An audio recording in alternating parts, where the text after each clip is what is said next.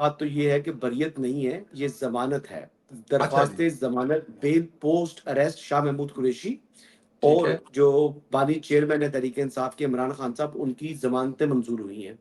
अब ज़मानतें जो मंजूर हुई हैं, ये देखें कि जी जो उन्होंने ऑर्डर्स अपने तहरीरी जो है वो जारी किए हैं। उन्होंने कहा जी कि एक तो सुप्रीम कोर्ट की ऑब्जर्वेशंस का जो मेन ट्रायल है उसके ऊपर असर ना हो, ये उन्होंने लिख दिया है। वैसे ये अमूमी तौर पर लिखते भी हैं, प्रैक्टिस भी होती है, लेकिन ऑब्जर्वेशन जब देते हैं तो फिर जजेस तो अंडर प्रेशर आते हैं। एक बात तो याद रखिएगा। दूसरा, साइफर केस जो है, ये केस का जो ट्रायल है, जो 1 महीने में कंक्लूड करने का हुक्म था इस्लामाबाद हाई कोर्ट का, वो रिस्ट्रिक्शन भी खत्म कर दी है उन्होंने। लेकिन ये जज की अपनी स्वाबदीद है कि वो 1 हफ्ते में खत्म करे, 1 महीने में खत्म करे, या वो 6 महीने में या 6 साल में खत्म करे। मतलब 6 साल तो खैर इवैल्यूएशन वाली बात है, लेकिन 3 महीने 6 महीने ले सकते हैं जज साहब ना, ये तो बड़ा ईज़ी चीज़ है। तो अभी इस मामले के अंदर जो मामला है बज़ाहिर इसमें ये केस जो है वो आधा ट्रायल तो शुरू हो चुका है ना, ट्रायल तो इट्स ऑलरेडी इन प्रोग्रेस। तो एक मतलब आर्जी रिलीफ तो मिल गया है इन दोनों शख्सियात को, चाहे वो इमरान खान साहब हैं, चाहे वो शाह महमूद कुरैशी हैं। लेकिन यानी अभी शादियाने और मिठाइयाँ खाना जो है बहुत कबल वक्त होगा, क्योंकि ट्रायल भी होना है, ट्रायल ने कंक्लूड भी होना है, और फिर जो खसूसी अदालत है ऑफिशियल सीक्रेट एक्ट के तहत जो बनाई गई है, उसने अपना फैसला भी सुनाना है। तो मुझे तो यानी बात करना जो है वो केस के ऊपर, अगर मैं बात करूं तो केस में तो बड़ा जान है, आज भी मैं ये बात कहूंगा। और इस केस में बचत नहीं है। अगर तो साइफर को डिक्लासिफाई कर दिया गया होता तो फिर उनकी बड़ी बचत थी। क्योंकि साइफर डिक्लासिफाई हुआ नहीं, सिर्फ सुप्रीम कोर्ट की हद तक उन्होंने डिक्लासिफाई कैबिनेट से मंजूरी ली थी, और फिर वो वहां पर सुप्रीम कोर्ट को एक सील्ड क्लोज्ड एनवेलप के अंदर भिजवा दिया गया था। और वो वैसा ही के वैसा जो है सील्ड क्लोज एनवेलप वापस सुप्रीम कोर्ट से वापस भी भेज दिया गया है। तो वो सील्ड ही है। और ये बेसिकली आज जो जजेस ने बातें की हैं कि जो साइफर है वो अगर डी कोड हो गया या जिसकी ट्रांसलेशन होगी तो फिर वो साइफर नहीं रहा। तो मोहतरम जजेस साहब ये फैसला देते हुए, जमानत मंजूर करते हुए ये भूल गए थे कि जो कोडेड साइफर होता है वो तो लीक हो भी जाए तो उसका इतना नुकसान नहीं है कि उसको डी कोड करना कोई खाला जी का घर तो नहीं है। ठीक। वो तो जाहिर बात है आम आदमी कर ही नहीं सकता। वो तो हमारे फॉरेन ऑफिस के जो एक्सपर्ट्स हैं, एक साल साल से एक चीज चली आ रही है, ये उन्हीं लोगों का काम है, तभी उसको कोडेड फॉर्म में यानी साइफर फॉर्म में भेजा जो जाता है वो मरासला। अदरवाइज तो वो आम अंग्रेजी में लिख कर जो है वो व्हाट्सएप कर दे। तो इतना जनाब खुफिया रखने की क्या जरूरत होती है? तो खुफिया इसीलिए रखा जाता है कि वो एक ऐसी कोडेड फॉर्म में एक आपका जो जो जो सफीर हैं वो भेजते हैं अपना जो मरासला, ताकि वो कोई किसी के हाथ लग भी जाए तो वो उस तक पहुंच ना सके। लेकिन जो केस जहां पर जो बना हुआ है यानी बानी चेयरमैन तरीके इंसाफ के ऊपर, वो मामला ये है कि एक तो उन्होंने कहा जी उनकी, और देखिए जजेस ने इस चीज को नोट किया कि एक जो आवाज थी ऑडियो लीक हुई थी बानी चेयरमैन की, उन्होंने कहा कि मैं खेलूंगा इसके ऊपर, और फिर वो खेले, और हैं तो खिलाड़ी, बड़ा जबरदस्त खेले। और उन्होंने बैरूनी साजिश का चूरन मंजन ऐसा उम्दा तरीके से बेचा कि जमीन बोस हुई भी, उनकी मकबूलियत उठ गई। तो अभी ये जो सिचुएशन है, इस सारे एस्पेक्ट को हमारे मोहतरम जो 3 रुकनी बेंच था उन्होंने इसको इग्नोर किया। और मेरे ख्याल से मोस्ट लाइकली ये जो बेल मिली है ये बैलेंसिंग एक्ट था अदालत का, जो कि मुनासिब नहीं था। और जो हमारे प्रोसिक्यूटर वहां पर रिजवान अब्बासी साहब गए, जिन्होंने काउंटर आर्गूमेंट्स देने थे, जो कि वकील थे इनके सलमान सदर साहब उनके अगेंस्ट, तो उनको तो एक जजेस ने बात भी नहीं करने दी। और जब जजेस कई दफा होता है इस तरह के बेंच आपको बात नहीं करने दे रहा होता, तो फिर आपकी जो महंगी फीसें आप लेते हैं, आपका क्या आपकी महारत है, क्या आपका कमाल है कि आप अपना केस ही वहां पर अदालत के सामने ना रख सके। तो ये तो नालायकी थी प्रोसिक्यूटर की, जो स्पेशल प्रोसिक्यूटर जो कि सरकारी प्रोसिक्यूटर नहीं है, उसको मिलियंस ऑफ रुपीज यकीनी तौर पर जो है वो फीस भी पे की गई है। हालांकि कोई इतना नालायक आदमी नहीं है, रिजवान अब्बासी को कहते हैं जी कि ये ट्रायल का किंग है इस्लामाबाद की हद तक। लेकिन अच्छा फिर उन्होंने कमाल किया। आज तो उनकी जो वहां पर कहते हैं कि कारकर्दगी, वो तो मुझे कोई ज्यादा तसल्ली बख्श दिखाई नहीं दी। बिल्कुल ठीक है। मतलब आप अपनी खबर पर कायम है कि साइफर जो है वो डिक्लासिफाइड नहीं हुआ। नहीं नहीं, वो तो मैं 100% जी आज भी उस पर मैं कायम हूँ, उस पर खड़ा हुआ हूँ। और मैं आपको बड़े ये गारंटी से कह सकता हूँ कि साइफर को डी क्लासिफाई नहीं किया गया। देखिए बात ये है कि देखिए इसमें दो दो दो दो इसके एस्पेक्ट हैं। एक तो आपको याद होगा कि बानी चेयरमैन जो तहरीक इंसाफ है, उन्होंने इस्लामाबाद के अंदर जलसे में लहरा दिया था एक कागज। ठीक। उस कागज को उन्होंने साइफर कहा। उन्होंने कहा जी ये रास्ता आया है बाहर से और ये वो मेरे पास अमानत है और मैं ये इसके अंदर जात नहीं बता सकता। फिर उन्होंने कहा जी कि मुझसे वो जो उसकी ट्रांसलेशन या ट्रांसलेटेड कॉपी थी वो मुझसे खो गई। हमारे एयरवाई चैनल के ऊपर ही उन्होंने मारिया मेमन साहिबा को इंटरव्यू देते हुए ये बात की। अब जो उनके वकला की टीम है वो कहते हैं जी कि पहले तो जो इस्लामाबाद में लहराया था वो सफेद कागज था, it was not a translation copy of cipher. पहली बात तो ये है। तो यानी जो तहरीक इंसाफ क्लेम करती है कि वो लाखों के मजमे में जो डॉक्यूमेंट लहराया था वो साइफर था, वो साइफर नहीं वो कागज था। तो फिर लाखों के मजमे से, जो कि मेरे ख्याल के मुताबिक हजारों का मजमा था, जिसको वो लाखों का मजमा करार देती है, तो इसका मतलब है झूठ बोला है उन्होंने। अगर झूठ बोला है तो फिर अच्छा सादिक और अमीन है। पहली बात तो ये है। और अगर झूठ नहीं बोला और सच बोला है तो फिर साइफर के ऊपर खेल तो गए ना वो। फिर जो साइफर की ट्रांसलेटेड कॉपी थी उसके ऊपर खेल गए। तो दोनों सूरतों के में उनका जो जुर्म के मुर्तकब तो वो हो गए हैं। अब हमारे जो मोहतरम जजेस हैं, जो जो आला अदलिया के जो 3 रुकनी जज साहब बैठे हुए हैं, इनको कम से कम ये चाहिए था कि वो इस एस्पेक्ट को भी देखते कि यार ये बंदा जो है इसने मुल्की मुफाद के बरक्स सियासत की है उस इशू के ऊपर जिसके ऊपर सियासत करनी बनती नहीं थी। तो ये सारा जो जो इशू था इसको इग्नोर किया गया। लेकिन बहरहाल आप कहते हैं ना शेर जंगल का बादशाह है, हमारे जजेस जो हैं वो जो चाहे करें, बैलेंसिंग जो एक्ट करें या जो मर्जी करें, जिसके हवाले से फिर को कौन रोक सकता है। बिल्कुल ठीक है। तहरीक इंसाफ वाले इस फैसले पर लुटियां डाल रहे हैं। उनकी लुटियां बनती हैं या फिर वो ऑनलाइन सोशल मीडिया बस एक नजरिया बनाते हैं, वो एक माहौल बनाते हैं? देखिए, उनको बज़ाहिर तो ये आर्ज़ी रिलीफ़ मिला है और वो समझ रहे हैं कि शाह महमूद कुरैशी साहब जो हैं, जो कि उनके एक लीडर हैं, उनकी शायद रिहाई हो जाए। अब देखना ये है कि जो स्टेट है, वो कैसे रिएक्ट करती है इस फ़ैसले के हुँ, ऊपर। हुँ। क्या किसी और मुकदमे में उनकी गिरफ़्तारी मतलूब है, गिरफ़्तारी डलती है, नहीं डलती? क्या उनको रिहाई मिलती है, नहीं मिलती? ये तो बड़ा फंडामेंटल क्वेश्चन तो ये है, एक चीज़ तो ये होगी। दूसरी चीज़ चौधरी साहब, बात ये है कि जो बानी चेयरमैन तहरीक इंसाफ हैं, वो तो 190 मिलियन पाउंड वाले केस में ऑलरेडी गिरफ्तार हैं। ठीक। और तीसरी चीज़ ये है कि जो आज अ, यानी बहुत से ऐसे रिमार्क्स थे जजेस के जो कि कंप्लीटली अननेसेसरी थे। ये रिमार्क्स देना उनका बनता नहीं था। यानी मिसाल उसके के अंदर तौर पर। लेवल प्लेइंग फील्ड को ले आए साइफर केस के अंदर। साइफर केस के अंदर जी 2018 के इलेक्शंस को ले आए। साइफर केस के अंदर 1970s के जो 77 के इलेक्शन थे शायद, या 74 के इलेक्शन थे, आई डोंट नो कौन से साल में हुए थे। तो उसमें ले आए। तो ये काम इनका करना बनता नहीं था। ये रिमार्क्स इनके अननेसेसरी थे जो उन्होंने दिए। और जो यानी उसके ऊपर फिर उन्होंने यानी इस केस के अंदर जो हाई कोर्ट के हवाले से भी ऑब्जर्वेशन दी है, वो एक चीज़ से खुद कह रही है कि जी हाई कोर्ट ने गलत किया है। तो हाई कोर्ट करे वो काम तो वो गलत, और खुद वो काम करे तो वो जायज़। यानी आपने इतना तफसील के अंदर आपने उस पर फैसला दे दिया कि वो आप ट्रायल के ऊपर असरअंदाज हो सकते हैं। तो ये काम तो अगर हाई कोर्ट कर रही है, चीफ जस्टिस कर रही है, गलत कर रही है, तो फिर जनाब मोहतरम आपने कसम खाई भी है कि आपने भी वही काम करना है। ठीक, ठीक।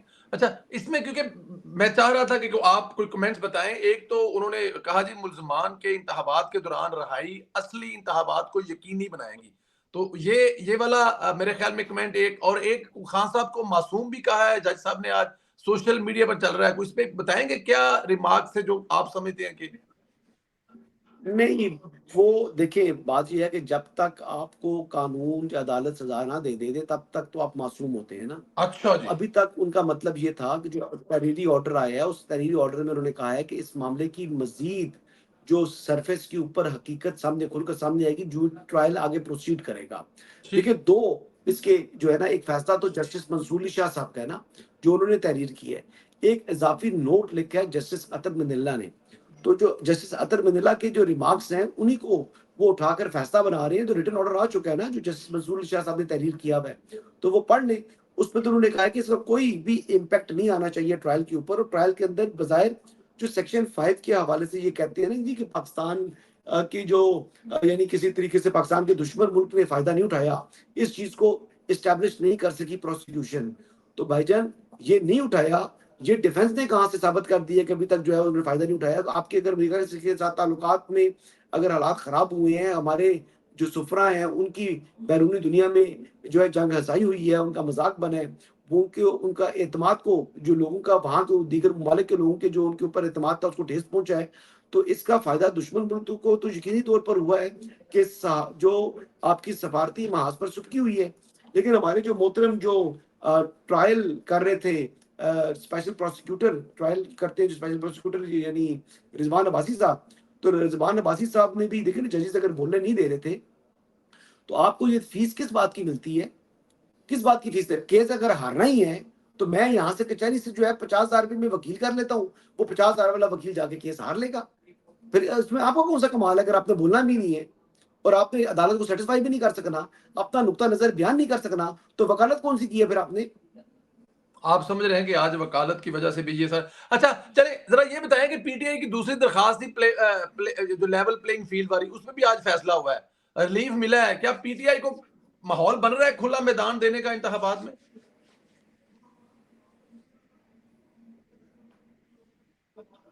देखिए जी, बात ये है कि लेवल प्लेइंग फील्ड तो उनको वहीं से मिलेगी जिन पर उन्होंने हमला किया है। यानी बिल्कुल ठीक। आपने स्टेट के ऊपर हमला किया, तो स्टेट ही आपको जो है वो लेवल प्लेइंग फील्ड दे सकती है। अगर वो समझ रहे हैं कि सुप्रीम कोर्ट ऑफ पाकिस्तान से उनको थोड़ा-सा रिलीफ तो यकीनी तौर पर मिला है आज, लेकिन उन्होंने मैटर जो है वो रिमांड किया, इलेक्शन कमीशन को रेफर किया है और इलेक्शन कमीशन को कहा है कि इनके जो खदशात और तहफ़्फ़ुज़ात हैं वो दूर करें। अब ये जो बात है ये कोई नाजायज़ नहीं है, अदालत ने इस हवाले से तो ठीक किया, लेकिन साथ ही साथ उनकी जो एप्लीकेशन है लेवल प्लेइंग फील्ड वाली, उसको डिस्पोज़ ऑफ भी कर दी है। तो यहाँ पर तो मामला ये है कि मैं पहले भी कई दफ़ा बोल चुका हूँ कि हमारे इंस्पेक्टर जनरल पुलिस जो इस्लामाबाद के हैं, अकबर नासिर साहब, वो राना सनाउल्लाह साहब के अपॉइंटी हैं। आज तक तो इलेक्शन कमिश्नर को हटा नहीं सके और आज तक डिप्टी कमिश्नर इस्लामाबाद जो कि डिस्ट्रिक्ट रिटर्निंग ऑफिसर हैं, वो भी राना साहब की अपॉइंटमेंट है, तो उनको भी हटा नहीं सके। तो फिर लेवल प्लेइंग फील्ड कहाँ से दे सकते हैं? लेवल प्लेइंग फील्ड उन्होंने देनी है जिन जिन जिन पर इन्होंने हमला किया है, तो उनके साथ जो है ना वो रौ रस्म रखें, तो तभी लेवल प्लेइंग फील्ड आपको मिलेगी, अदरवाइज़ ये दीवार को टक्कर ही मारते रहेंगे, लेवल प्लेइंग फील्ड नहीं मिलनी इनको। बिल्कुल ठीक है। अच्छा सर, अमेरिका में फैसला आया है, ट्रंप साहब जो ज़ाहिर है मिलता-जुलता ही केस है जो इमरान खान साहब से है। उनको नाअहल कर दिया गया, सियासत से आउट कर दिया गया। पाकिस्तान में क्या देख रहे हैं आप? जो 9 मई में मुल्ज़मान हैं, जो मुल्ज़मान नहीं है उनका तो राइट है सियासत में। इलेक्शन लड़ पाएँगे सर, आपको लगता है?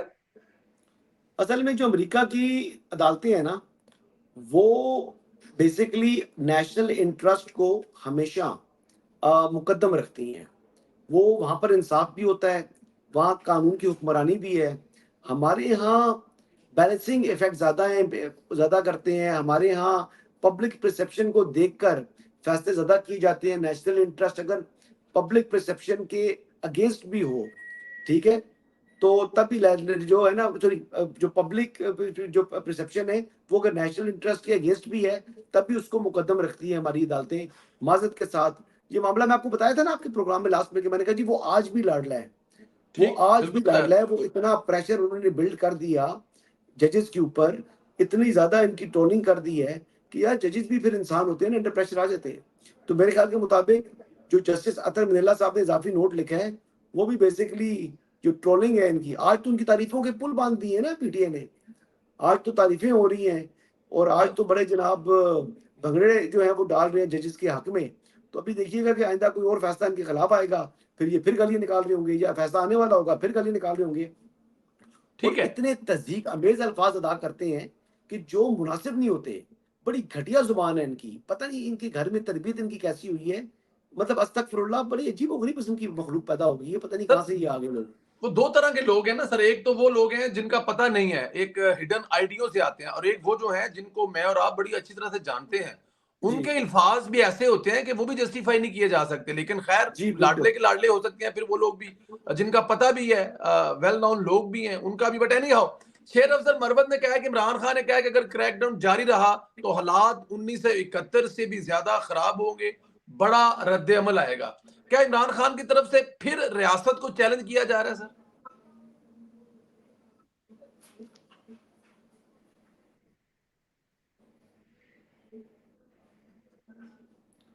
शक है आपको?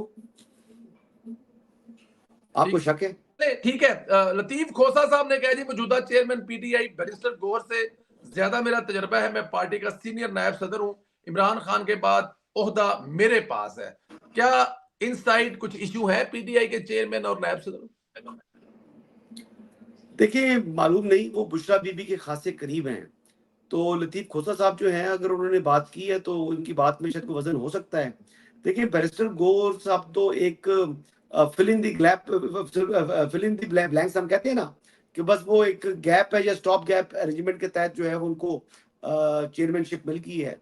वो एफ़ज़ाज़ अहसन के जूनियर हैं और ठीक एफ़ज़ाज़ है। अहसन साहब के साथ वो वकालत करते रहे हैं। तो लतीफ़ खोसा साहब तो अपने आप को जो है वो एफ़ज़ाज़ अहसन साहब के टक्कर का वकील समझते हैं। तो वो बैरिस्टर गौर को किस तरीके से वो अपना चेयरमैन तस्लीम कर सकते हैं। वो उनका ये कहना कि जी मैं इनसे सीनियर भी हूँ और इनसे ज़्यादा अहम भी हूँ। तो अगर वो तहरीक इंसाफ में हैं तो वो यकीनी तौर पर अपने आप को ज़्यादा सीनियर और ज़्यादा अहम समझते होंगे। ज़्यादा अहम भी हैं और चेयरमैन जो असल चेयरमैन जो हैं, उनकी बीवी के भी खासे नज़दीक हैं, ये भी एक वजह हो सकती है। जी, बिल्कुल ठीक कहा। जी, बानी अच्छा, चेयरमैन, बानी चेयरमैन, अब चेयरमैन नहीं रहे वो। बानी चेयरमैन कह लें जी, या नाहल चेयरमैन, बानी चेयरमैन ठीक है जी। चलें, नायब आर्मी तरीन चेयरमैन कह दें। ना ज़्यादा मुनासिब है। अच्छा सर, आर्मी चीफ के हवाले से बयान चला है कि उन्होंने अमेरिका में बिज़नेस कम्युनिटी से खिताब करते हुए कहा कि जो इंतखाबात है, वो मार्च यानी सेनेट इंतखाबात से पहले होंगे, हर सूरत होंगे। लॉजिस्टिक की वजह से ये कुछ 10-15 दिन लेट हो सकते हैं। ये लॉजिस्टिक क्या मुराद है इसकी? क्या ऐसी सूरत-ए-हाल है कि 2, 4, 10, 15, 20 दिन लेट हो सकते हैं सर? मेरा नहीं ख्याल इलेक्शन लेट होंगे। लेकिन इलेक्शन ताख़ीर के शिकार नहीं होंगे। आर्मी चीफ की तरफ से ये बयान आना अ, बानी तो रखता है ना सर? नहीं, यकीन तौर पर रखता है। जनरल आसिम मुनीर जो हैं वो बड़ा सोच समझ के बात करते हैं। वो उनका जो एक ट्रैक रिकॉर्ड सुना है, he is very competent man. लेकिन ये बयान उन्हें किस कॉन्टेक्स्ट में दिए है, क्या साको-सबा क्या था, क्या वो बात कर रहे थे, क्या वजूहात थी कि उनको ये बात की है। तो ये मेरे हिसाब से तो मैंने तो सुना था कि जो मैंने एक अखबार किसी जगह ट्वीट में पढ़ा था, कहाँ पढ़ा था, वो कहते हैं 8 फरवरी को ही होंगे इलेक्शन। 8 फरवरी को इंटेंट होंगे। मेरा ख्याल है ये जो लास्ट एक्शन भी हुआ था, उस पे भी बड़ा सख्ती से जो चीफ जस्टिस साहब छुट्टियां जाने से पहले करके गए थे। चले सर, इस्लामाबाद में जो सूरत हुई है, वहां एसएचओ ने सहाफियों से बदतमीजी की है, खवातीन से भी बदतमीजी की गई है। अजहर मिशवानी ने कहा वो कोई आपके रिश्तेदार है एसएचओ, हैं कोई रिश्तेदार आपके एसएचओ सर? देखिए, अल्लाह ताला कहता है कि झूठे पर ना जी। लानत, कुरान अच्छा पाक जी। में है कि झूठे पर अल्लाह की लानत है। ठीक तो है। अगर तो मैं झूठ बोलूँ, तो अल्लाह की लानत मुझ पर हो। अगर मैं कह रहा हूँ ना कि मेरे वो रिश्तेदार नहीं है, मेरा कोई ताल्लुक नहीं है उससे। मैं तो अवान जो है बरादरी से मेरा ताल्लुक है, हम वो लोग खान कहलाते हैं, गोला का मेरा आबाई इलाका है, लेकिन मेरी रिहाइश जो है वो फतेहजंग रोड के ऊपर है। अच्छा, ये जो फरमा रहे हैं जी कि मेरा कज़न है, मेरा कज़न तो दूर की बात है कि मेरी मुझे याद नहीं पड़ता, इस्लामाबाद बड़ा छोटा-सा शहर है। मेरी उस शख्स से कभी ज़िंदगी में मुलाकात भी शायद नहीं हुई। टेलीफ़ोन पर बात हुई होगी, मैं को ये भी नहीं जानता। लेकिन ये मैं इस हद तक मैं जानता हूँ कि जी मैं कभी इसके पास ना किसी काम से गया हूँ, ना कभी किसी काम से मेरे पास आया है। मेरे मरहूम वालिद साहब का एक बड़ा वसीह हलका था। मेरे वालिद के पास बड़ी पुलिस वाले लोग भी आते थे अपनी पोस्टिंग ट्रांसफ़र्स के लिए एक ज़माने में। उसके लिए वो बहुत से अहम ओहदों के ऊपर लोगों की वो पोस्टिंग कराते भी थे। ये बात सच है, चाहे वो आपकी सिविल ब्यूरोक्रेसी है, चाहे वो पुलिस है। तो मैं इस हवाले से तो कोई गारंटी नहीं दे सकता, लेकिन वो उस टाइम अपनी वो लाइफ़ खुद जी रहे थे, मुझे तो नहीं मालूम। लेकिन मुझे ये नहीं याद, मैंने कभी वालिद के पास भी इसको आते हुए देखा नहीं है, कम से कम मैंने अपनी आँखों से देखा हो। और मैं तो यानी ये पहले भी एक दफ़ा इन्होंने काफ़ी अर्सा पहले कहा था जी कि ये